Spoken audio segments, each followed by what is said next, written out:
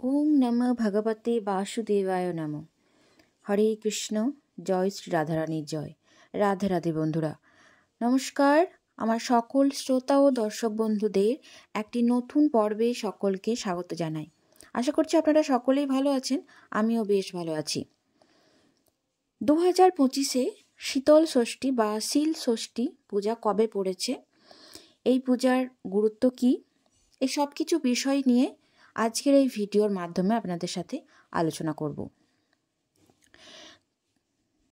বাঙালির ঐতিহ্যবাহী এক উৎসব হচ্ছে শীতল ষষ্ঠী পূজা বা শিল ষষ্ঠী পূজা। এই পূজার বিশেষ গুরুত্ব রয়েছে। সাধারণত সরস্বতী পুজোর পরের দিন এই পূজা পালন করা হয়। এই পূজা কিন্তু গ্রাম বাংলার সমাজে বিশেষ ছাপ রয়েছে। 2025 সালে শীতল ষষ্ঠী পূজা কবে পড়েছে তা নিয়ে কিন্তু অনেক মতভেদ তৈরি হয়েছে। তো আসুন আজকের এই ভিডিওর মাধ্যমে আপনাদের জানিয়ে দেব কত তারিখে শীতল ষষ্ঠী পূজা শুরু হচ্ছে।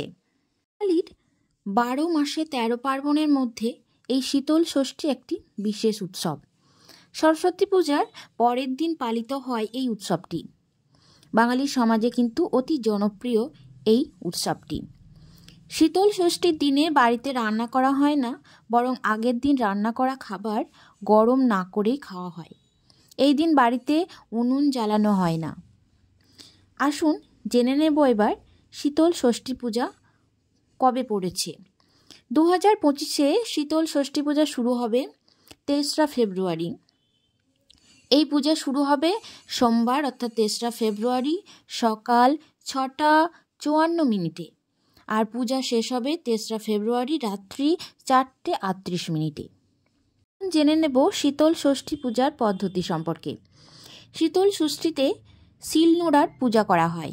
শিলের গায়ে শাড়ি পরিয়ে চোখ মুখ এঁকে দেওয়া হয়। এই দিন বাঁশপাতা, জোড়া কলা, সজনে ফুল দিয়ে শিল নোড়াকে সজ্জিত করা হয়। শীতল ষষ্ঠীর দিনে গোটা সেদ্ধ খাওয়া হয়, আর গোটা সেদ্ধ হলো বাঙালির একটি প্রিয় খাবার। জেনে নেব শীতল ষষ্ঠীর গুরুত্ব কী। শীতল ষষ্ঠীকে দেবী ষষ্ঠীর পূজা হিসাবে মনে করা হয়। এই উৎসব পরিবারের সকল সদস্যদের একত্রিত করে এই উৎসব পালন করা উচিত। শীতল ষষ্ঠী বাঙালি সংস্কৃতির পরিচয়ের একটা অংশ। জেনে নেব শীতল ষষ্ঠীর প্রথা সম্পর্কে, অর্থাৎ সেই দিন কি করা উচিত কি করা উচিত নয়। শীতল ষষ্ঠীর দিন বাড়িতে কোনো রকম রান্না করা হয় না। ওই দিন বাড়িতে উনুন জ্বালানো নিষিদ্ধ। শীতল ষষ্ঠীর দিন গোটা সেদ্ধ খাওয়া হয়, অর্থাৎ আগের দিনের রান্না কিন্তু ওই দিন খাওয়া হয়। শীতল ষষ্ঠীর দিন শিল নোড়ার পূজা করা হয়। শীতল ষষ্ঠী বাঙালির একটি প্রাচীন এবং গুরুত্বপূর্ণ উৎসব। এই উৎসব বাঙালির জীবনে ধর্মীয়, সামাজিক এবং সাংস্কৃতিক গুরুত্ব বহন করে আনে। শীতল ষষ্ঠী বাঙালির ঐতিহ্যের একটি অবিচ্ছেদ্য অংশ। এই পূজার বিরাট গুরুত্ব রয়েছে। গ্রাম বাংলার বহু জায়গায় এই পূজা এখনও মহা সমারোহে পালন করা হয়, তাই এই পূজার এখনও প্রচুর চল রয়েছে। সরস্বতী পূজার মতোই বাংলার মায়েদের মধ্যে এই শীতল ষষ্ঠী খুবই জাগ্রত। এই দিন সন্তানের মঙ্গল কামনায় ব্রত করেন মায়েরা। তাছাড়া সরস্বতী পুজোর রাতে যে গোটা সেদ্ধ হয় তার সাথেও নিবিড় যোগ রয়েছে এই শীতল ষষ্ঠীর। শীতল ষষ্ঠীর শুভ দিনে বাড়ির সব মহিলারা সন্তানকে কোলে নিয়ে একসঙ্গে ব্রত কথা শোনেন। ব্রত পালনের পর হলুদ আর দইয়ের ফোঁটা পরিয়ে দেন একে অপরের কপালে। এরপর দুপুরে গোটা সেদ্ধ এবং কুলের অম্বল খাওয়া হয়। শীতল ষষ্ঠীর দিন যেমন বাড়িতে উনুন জ্বালাতে নেই, ঠিক তেমনই কিন্তু শিল নোড়ার ব্যবহারও করতে নেই। হেঁসেলে যাবতীয় যে উপাদানগুলো থাকে সেই উপাদানগুলোকে বিশ্রাম দিতে হয়। এই কারণে বসন্ত পঞ্চমীর দিন রাত্রে গোটা সেদ্ধ এবং কুলের আচার রান্না করা হয়। যেহেতু এই মরশুমে নতুন আনাজ ওঠে, তাই সেগুলো দিয়েই এই রান্না করতে হয়। 6 ধরনের আনাজ ব্যবহার করা হয় এই গোটা সেদ্ধ তৈরি করতে।